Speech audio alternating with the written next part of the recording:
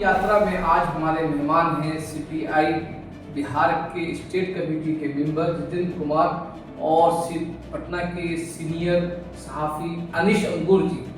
आप दोनों का इंसाफ न्यूज़ की इंतखाबी यात्रा में आपका वेलकम करते हैं।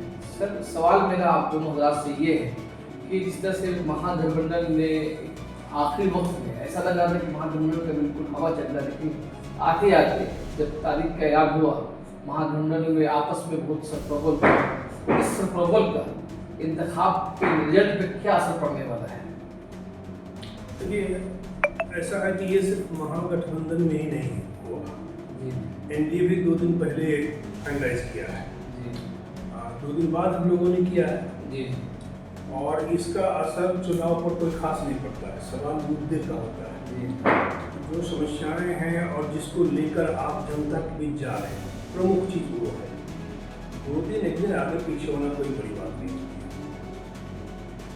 इसलिए हमको लगता है कि बिहार की जनता जो सवालात हैं, जो मसले हैं, उन मसलों को दिमाग में रखे हुए 20 साल से लगातार ये मुख्यमंत्री हमारे नीतीश जी हैं और इन 20 वर्षों में सबसे बड़ा जो इश्यूज बना है, सबसे पहला 1 नंबर पर है तो है भ्रष्टाचार। आए दिन हर कोई देख रहा है, जैसे 2 बूंद वर्षा हुई नहीं कि पूर्ण धराशायी जमीन पर लेटने लगता है। फिर कोई ऐसा विभाग बिहार के अंदर नहीं है आज की तारीख में जहाँ भ्रष्टाचार नहीं है। और आप बंगाल से आए हैं, बंगाल की स्थिति हम ज़्यादा नहीं बता पाएंगे आपको, लेकिन बिहार के अंदर आप चाहे जिस ब्लॉक में आप चले जाइए और कोई पेपर बनवाना हो, दाखिल खारिज करवानी हो, जमीन का मामला हो या जन कल्याण संबंधी कोई मामला हो, बिना पैसे का अगर कहीं होता होगा तो आप जरा ढूंढ के बताइएगा, तो हम भी मान लेंगे तो कोई मसला यहाँ नहीं है। एक तो ये भ्रष्टाचार है। दूसरा मसला जो हमारा है, जिस पर लोगों का ध्यान है कि बिहार के अंदर कानून और व्यवस्था बहुत बुरी स्थिति है। मुख्यमंत्री के जिस जिले से आते हैं, उनके गृह जिले में बच्चियों के पैर में कीलें ठोकी जाती है और वो मर जाती है।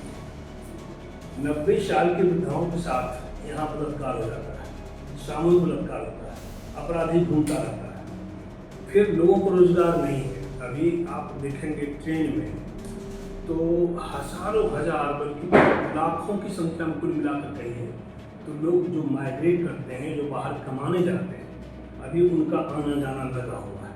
तो रोजगार नहीं है, भ्रष्टाचार है, लॉ एंड ऑर्डर खत्म है। इश्यूज ये बनने वाले हैं और बने हुए हैं इश्यूज। अनिश जी, आपसे मेरा सवाल ये है कि जिस तरह से टिकट को लेके आपस में मतभेद सामने आए, अगरचे कल जो है मतभेद को खत्म करने की कोशिश की और अपने इतिहास को दिखाने की कोशिश की गई मुहैया होटल के अंदर, लेकिन अब तक जो पब्लिक में जो मैसेज गया है उसका कैसे भरपाई हो पाएगा?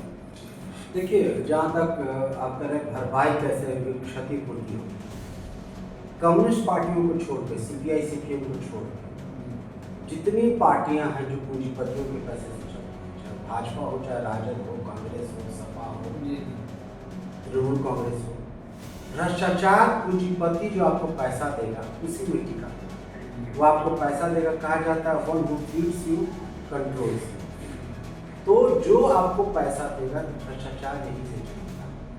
जहाँ तक क्षतिपूर्ति की बात है, महागठबंधन या इंडिया गठबंधन में क्षतिपूर्ति इस मायने में की है कि वोटर अधिकार यात्रा है, उसने ऑलरेडी तैयारी अपनी आधी से ज़्यादा कर ली। एक तरह से वो चुनाव अभियान ही था, एक तरह से वो प्रचार ही था और बहुत लंबी यात्रा की, कई जिलों की और उससे इसकी प्रारंभिक तैयारी हो चुकी है। अब इनको अगले चरण में जाना है, इसलिए आपने भरपाई किया। भरपाई की बात उसकी है कि ऑलरेडी उसकी आधी तैयारी हो चुकी है, आधा काम हो चुका है। महागठबंधन बहुत कंफर्टेबल पोजीशन है। इसके जो भी मतभेद थे, खींचतान थी, लड़ाई झगड़ा था, वो अब लगभग समाप्त हो चुका है। दूसरी तरफ जैसे ही इसने मुख्यमंत्री पद के का चेहरा घोषित किया, एनडीए में अब मुख्यमंत्री पद पर घोषित करने का दबाव है और वहाँ अब उनके अंतर विरोध दिनों दिन और उजागर होते जाएंगे, क्योंकि भाजपा उनको करेगी नहीं और इससे सामाजिक आधार में नीतीश कुमार का जो सामाजिक आधार है, जैसा भी है, महिला जी। चुनाव भाजपा के, उसमें एक संदेह और परस्पर अविश्वास का माहौल है, और इसका फायदा मेरे ख्याल से महागठबंधन। सर मेरा सवाल ये आपकी से है कि लालू यादव को और आरजेडी को उसके बारे में नैरेटिव बनाया गया है कि जंगल राज का एक प्रतीक है, क्या तेजस्वी यादव को सीएम का कैंडिडेट बनाने से उसका असर पड़ेगा?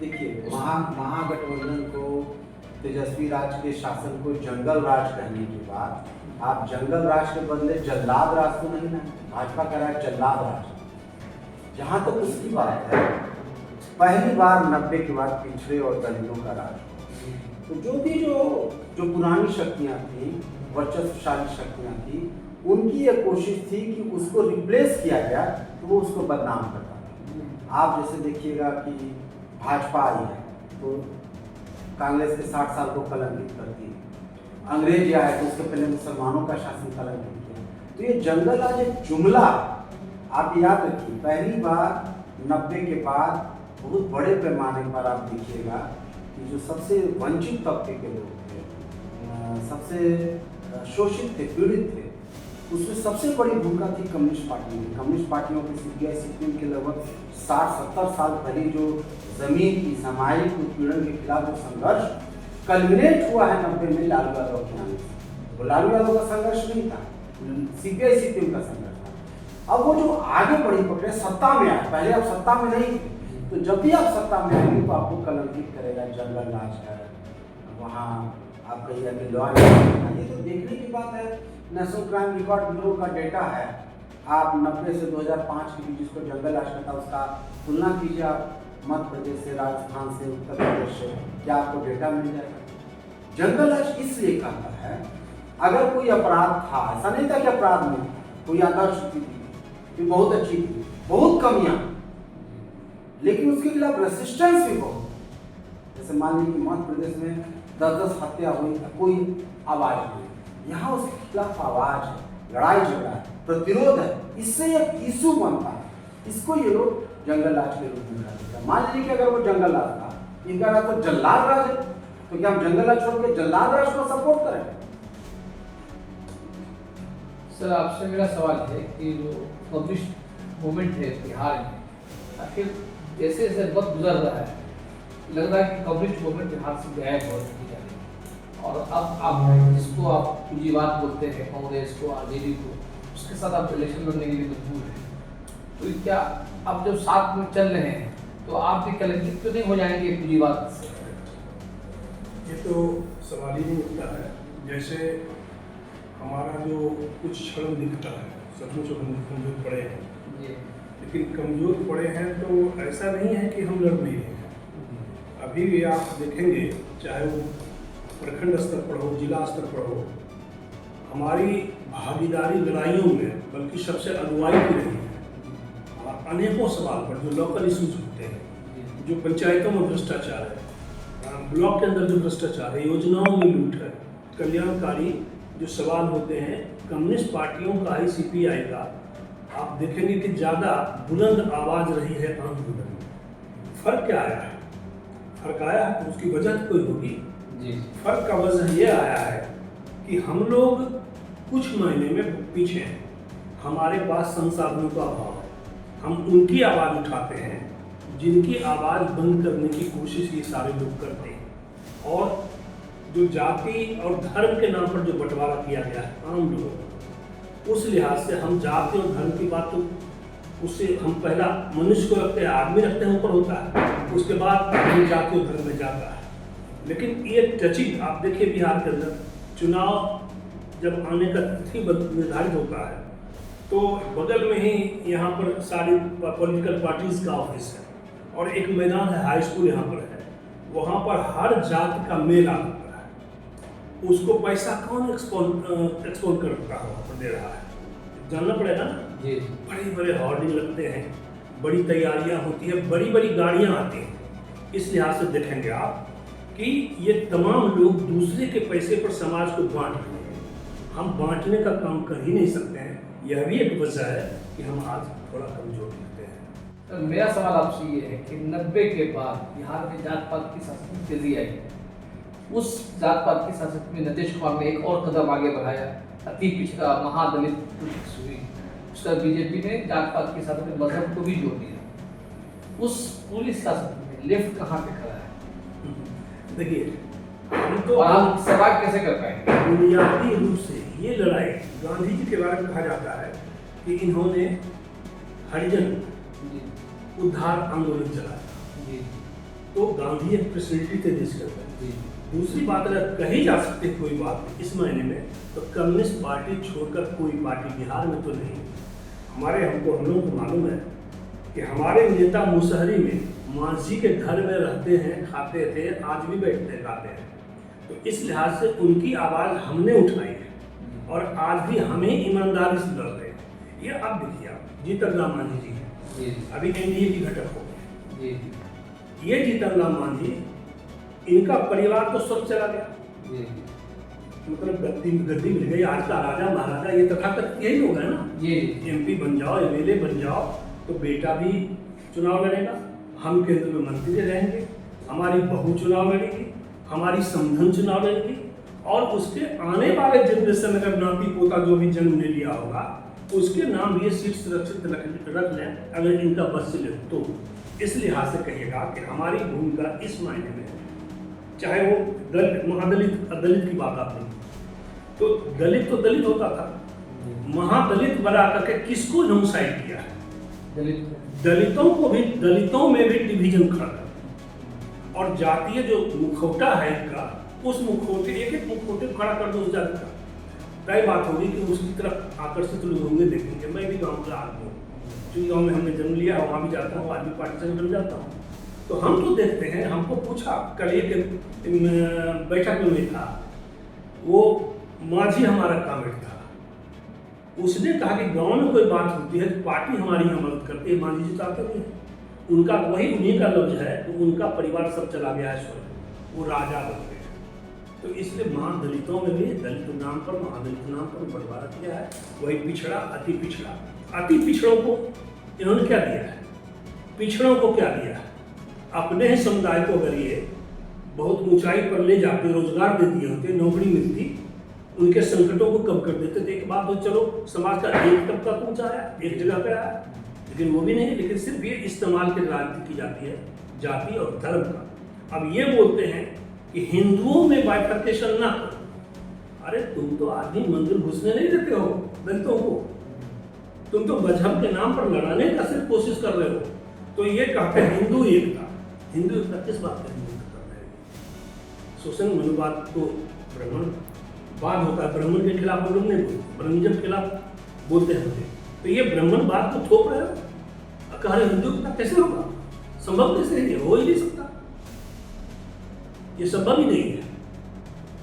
आप मध्य प्रदेश में दलितों पर जितना अत्याचार हो रहा है, इसका एक रिकॉर्ड है अभी हाल में लगातार, गुजरात में, यूपी में और बिहार में। तो ये समझ में आ रही लोगों को, ये ज्यादा दिन टिकने वाला नहीं है, और इसी चुनाव में साफ हो जाएगा। सर, इसी सवाल को आगे बढ़ा रहे हैं आपसे कि भारत में जो 3 बड़े आइडियोलॉजी हैं, तो आरएसएस का हिंदुत्व है, एक लेफ्ट आइडियोलॉजी है, अम्बेडकरिज्म भी चल रहा है। लेकिन हम जब देखते हैं अम्बेडकर वाले को देखते हैं, वो तो एकेडमिक सतह पे, समाजी सतह पे तो एहतजाज करते हैं, लेकिन जब पॉलिटिकल पे जो लोग अम्बेडकर को मानने वाले, जो जिसको भगवान बोलते हैं, वो लोग हिंदुत्व के साथ खड़े रहते हैं। ये जो दोहरा इक़्तिदार है अम्बेडकर वालों का, ये नकली अम्बेडकरवादी, ये दलाल हैं बेसिकली दलितों के बीच से, महादलित। अम्बेडकर ने क्या कहा?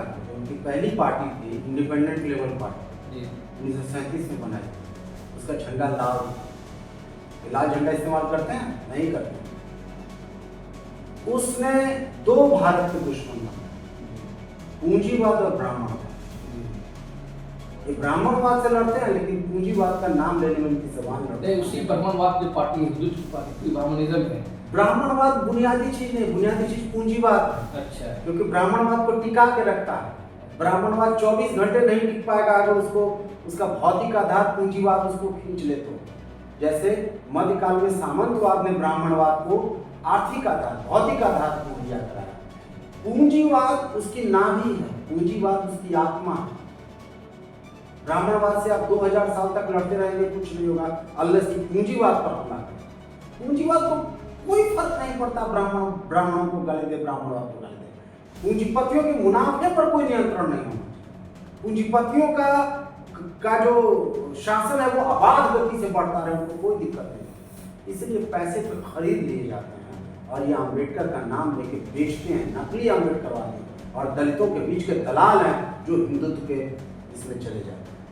इसीलिए जो जी चिराग जी को देखिए आप, जी ब्राह्मणवाद क्या है, देखिए वो जाति पर नहीं, विचार से होता है। जी ब्राह्मणों से ज्यादा बड़ा तिलक जी जी जी इनके चेहरे पर होता है। चिराग पासवान। और दलित महिलाओं के साथ बलात्कार हो जाए, बच्चियों के साथ हो जाए, इनकी जुबान नहीं आती। तो ब्राह्मणवाद जात कहाँ आ रही है? तो मिजाज से हुआ ना, टीका लगा करके मंत्री बने हुए, बोल नहीं सकते। जो आप दलित की बात करते हो तो हाथ खड़ा हो लेकिन उसके बावजूद भी जो पासवान बिरादरी है उनके साथ खड़ी है, आपके साथ नहीं खड़ी है। हाँ हाँ, ये आखिर क्यों है? नहीं हमारे साथ नहीं, ऐसी बात भी नहीं है हमारे मतलब साथ। आपको कब है, मतलब हाँ, खरीदा है? जहाँ पर कम्युनिस्ट पार्टियों का आधार है, जी जैसे बेगूसराय का है, मधुबनी, सब पासवान जिनको कहते हैं अभी कम्युनिस्ट पार्टी के साथ, अभी भी वो सब ज्यादा है। अब कह रहे हैं कि उनको ये कहाँ उनको वोट करता है, जैसे मान लीजिए जहाँ कम्युनिस्ट पार्टियों का प्रभाव कमजोर है या लगभग नहीं है। और जैसे मैंने कहा कि 90 के 91 के बाद बहुत व्यवस्थित तरीके से अम्बेडकर का मुखौटा ओढ़ के उसके पीछे एक जो पूंजीपति जमींदार सामंत है, ये पासवान का मुखौटा लगा के बस वही ब्राह्मणवाद की पूंजीवाद की शक्ति ऑपरेट करते हैं, धोखा देते हैं। उनके पास प्रचार के साधन है, अखबार है, तो उनका नैरेटिव ज़्यादा रहता है, हमारी बातें थोड़ी कम होती। वरना आप ये बताइए, चिराग पासवान ने बहुत अच्छा उदाहरण है।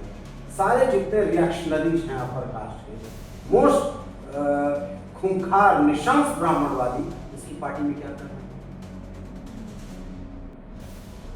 सारे माफिया डॉन, बड़े क्रिमिनल्स रामविलास पासवान के साथ भी है।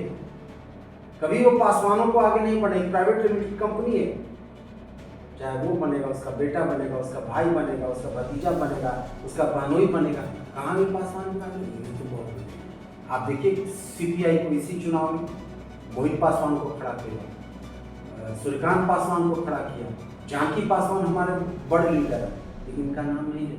तो उसकी वजह क्या है? मतलब जो आपके यहाँ जो पासवान है वो उभर के सामने नहीं आ पाते हैं। वो उनको उभारा जाता है पूंजीपतियों द्वारा, उनकी मीडिया के द्वारा, कहता है यही पासवानों का, जैसे आप हैं, हम ही को कहे हमारी जाति का नाम एक बोला कि यही जाति का लीडर है, सिस्टमेटिक रूप से आगे बढ़ाया जाए तो हो जाएगा। पैसे पूंजी की ताकत है, शासक वर्ग की ताकत उसको उसके पीछे भड़काने को मदद करती है। सर ये जो बिहार में जाति सर्वे हुए थे, इकोनॉमिक पेपर दिखलाए गए, इस इलेक्शन में उस पर कोई बात नहीं हो रही है, ऐसा क्या हुआ कि इस पर बात नहीं हो रही है? देखिए ये सर्वे तो बिहार की तस्वीर ला दिया था जी और ये नीतीश कुमार हम लोगों के दबाव में जो उसमें इनके साथ हम लोग जी जी मतलब आप आरजेडी लेफ्ट ये सब मिल करके जी वो प्रेशर था जो इन्होंने करवाया था, और उसमें एक्चुअल आर्थिक स्थिति का भी गणना हुआ। जी उसमें कितनी किसकी आमदनी है, उस आधार पर उसको हम लाभ दें, जी वो सारी बातें नीतीश जी की जुबान से तय होती। हम लोग इस सवाल पर चर्चा करते हैं, कर रहे हैं और उठा भी रहे हैं। इसका इलेक्शन में क्या असर पड़ेगा? इसका असर पड़ रहा है, इसका असर भी, क्योंकि उन्हीं का घोषणा किया हुआ था ना, वही करवाए थे ना, आलू भाग के पीछे जा रहे हैं। तय बात है कि ये सारे सवाल इस चुनाव में घूम रहे हैं। सर आखिरी सवाल है मेरा कि इस वक्त मुस्लिम समाज में टिकट को लेके नुमाइंदगी के सवाल पर बहुत ज़्यादा बेचैनी है।